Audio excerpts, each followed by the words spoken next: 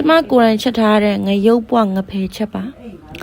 ပြီးတော့ဒါလေးကဂျူးဖူးကြော်ပါထွေးစားပါမယ်ဒီနေ့ကတော့ကျမချက်ထားတဲ့ခင်းလေးဒါဘာငရုတ်ပွားအစားတော့ကျမအဲ့လိုပိုးတာရှိတယ်ကျမအရင်မြည်ကြည့်လိုက်ပါမယ်ကျော်တော့ဘုံလည်းမြည်ကြည့်ပါ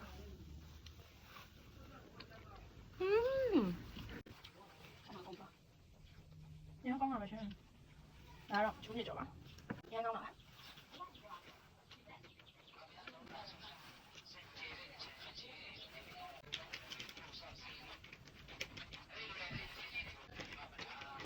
တော့ပါ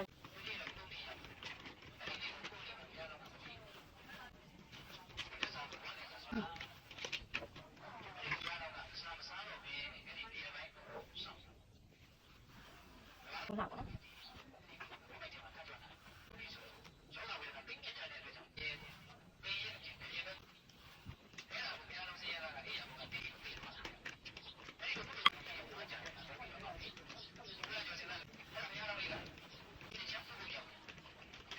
对呀。